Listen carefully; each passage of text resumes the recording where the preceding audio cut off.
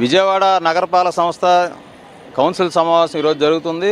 ఈ కౌన్సిల్ సమావేశంలో విజయవాడ నగర ప్రజలు లక్షలాది మంది ఎదుర్కొంటున్నటువంటి మంచినీళ్ళ సమస్య మీద సిపిఎం పక్షంగా మేము ప్రతిపాదనలు చేసాం. ముఖ్యంగా విజయవాడ నగరం కృష్ణానది పక్కనే ఉన్నా కానీ మంచినీళ్ళు ప్రజలకి దొరకని పరిస్థితి. అరగంట వస్తుందా పావుగంట వస్తుందా తెలియని పరిస్థితి. వచ్చే నీళ్ళు కూడా మురికి నీళ్లు రావడం, కలుషితం అవడంతో విజయవాడ నగరంలో ఇప్పటికే పదుల సంఖ్యలో డయేరియాతో మరణించినటువంటి పరిస్థితి కూడా విజయవాడ నగరంలో జరిగింది.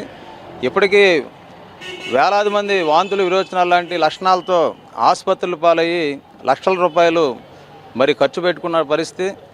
ఈ పరిశుభ్రమైనటువంటి మంచినీళ్ళు ఇవ్వడంలో పాలకపక్షం పూర్తిగా వైఫల్యం చెందింది.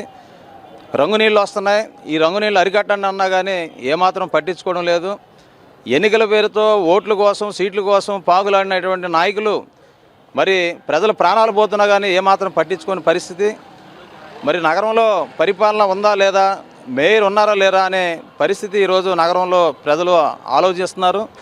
ఇటువంటి పరిస్థితి విజయవాడ నగరం నుండి మరి విజయవాడ నగర ప్రజలకి బయటపడాలంటే మంచినీళ్ళు స్వచ్ఛమైనవి, నాణ్యత కలిగినవి ఇవ్వాలి.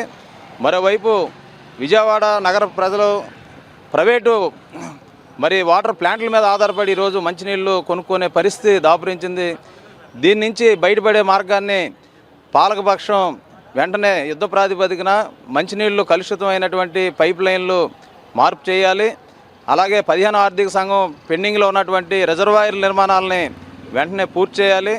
2 పూట్ల మంచినీళ్ళు విజయవాడ నగర ప్రజలకి అందరికీ అందించాలి.